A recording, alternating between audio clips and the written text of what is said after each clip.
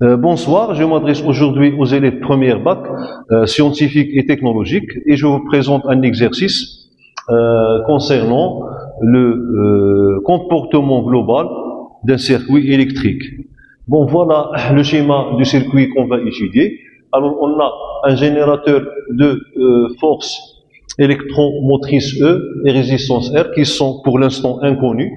Un interrupteur K fermé. Donc, lorsqu'on ferme l'interrupteur K, un courant circule dans le circuit I d'intensité I égale à 0,1 ampère. Et un ampèremètre, donc, qui nous permet de mesurer l'intensité I, un électrolyseur de force contre électromotrice E' qui est égal à 2,5 volts et de résistance interne E' qui est égal à 7,5 ohms. Et un résistor, ça veut dire un conducteur ohmique de résistance R égale à 10 ohms. La première question, on doit calculer la puissance thermique dissipée dans ces deux dipôles, à savoir le résistor et l'électrolyseur. Et puis, on doit calculer la puissance utile au niveau de l'électrolyseur. Donc, troisième question, on doit calculer la puissance électrique fournie par le générateur. Et la quatrième question, on vous donne le rendement du générateur, c'est 94%, et on vous demande de trouver E et trouver R. Commençons par la première question. Alors, on sait que la puissance thermique, elle est dissipée au niveau des résistances, à savoir la résistance de ce résistor et la résistance interne de cet électrolyseur.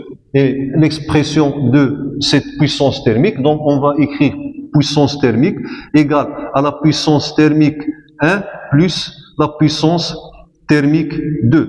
Alors la puissance thermique 1, c'est celle dissipée dans le résistor. Donc son expression c'est R fois I au carré. PTH2 égale R' I au carré. Ok. Et finalement, donc PTH égale. Alors on doit préciser que PTH1 c'est la puissance dissipée dans le résistor et PTH2 c'est la puissance dissipée dans l'électrolyseur. Donc PTH égale, donc je factorise par I au carré et je trouve finalement R plus R', le tout facteur de I au carré. Donc voilà l'expression littérale de cette puissance. Et on fait une application numérique, donc on trouve que PTH égale. La deuxième question, donc on doit calculer la puissance utile dans l'électrolyseur. Donc l'électrolyseur reçoit une puissance. Une partie de cette puissance est dissipée sous forme de chaleur et l'autre partie, ou bien la partie restante, est transformée par l'électrolyseur en une énergie ou bien une puissance chimique qui favorise le déroulement des réactions chimiques au sein de l'électrolyseur. Et on sait que l'expression de cette puissance PU, donc c'est la force contre électromotrice E' fois le courant, l'intensité du courant. Voilà.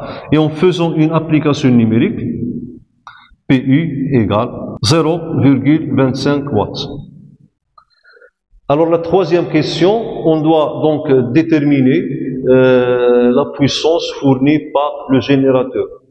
Donc on ne connaît pas E et R, alors on peut passer par la conservation de l'énergie. Ça veut dire que l'énergie fournie par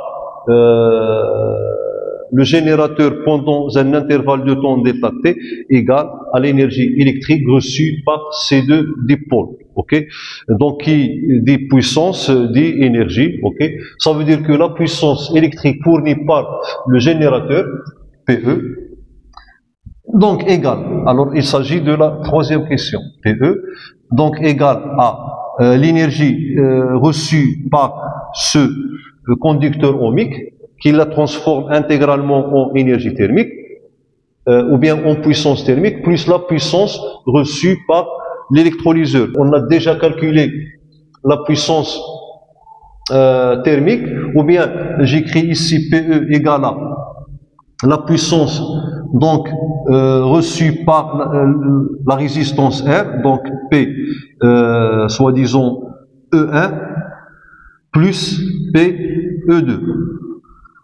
Alors, donc, je dois préciser que PE1, c'est la puissance reçue par le résistor, et PE2 est la puissance reçue par l'électrolyseur.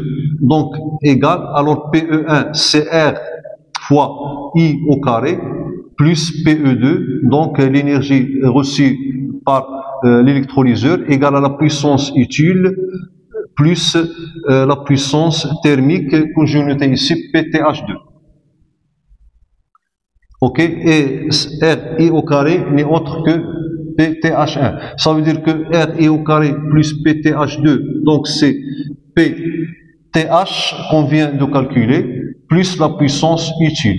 Voilà. Alors déjà, on a calculé la puissance utile, et en faisant une application numérique, donc on trouve que PE égale 0,425 watts. Passons à la dernière question. On doit donc déterminer E et R et on vous donne le rendement du générateur. Alors là, j'ai deux inconnus. Donc je dois avoir deux équations indépendantes. La première équation, je la trouverai à partir de l'expression de Roger, du rendement. Et la deuxième équation, on la trouvera à partir de l'expression de l'énergie ou bien de la puissance électrique PE fournie par G qu'on vient de calculer en question 3. Donc les deux équations sont la première équation, donc la puissance électrique fournie au circuit extérieur égale à la puissance générée par le générateur qu'on note par PG moins la puissance dissipée au niveau du générateur par effet Joule à cause de l'existence de cette résistance. Ok, donc le générateur génère une puissance, une partie de cette puissance se transforme en énergie thermique et la partie restante est fournie au circuit extérieur. Donc moins PTH'. Ok, donc PTH', son expression c'est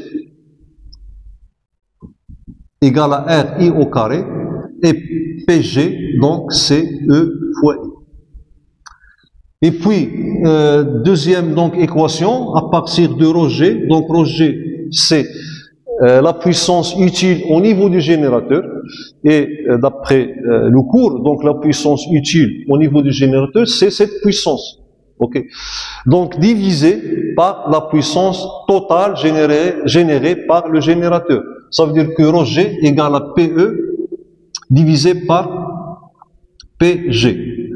Donc l'équation 1 et l'équation 2. Alors donc d'après l'équation 1, je vais trouver PG et en exploitant cette expression, je trouve E.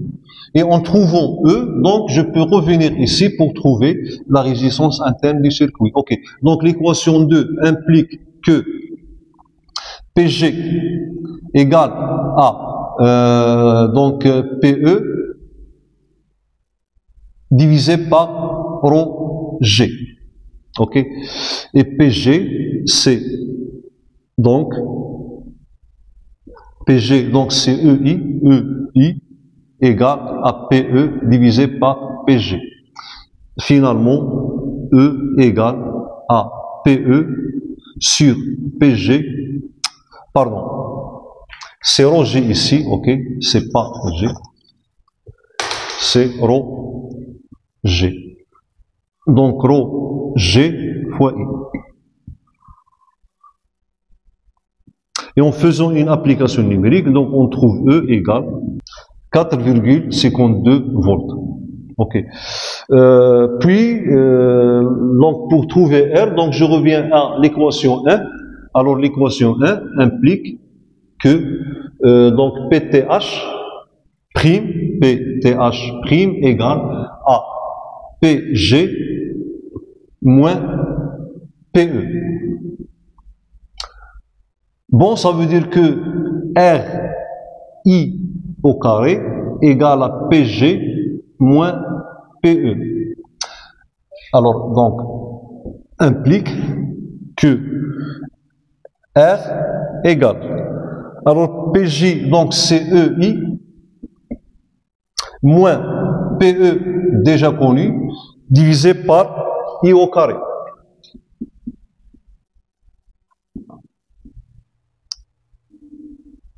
Application numérique, donc on trouve que R égale 2,7 ohms.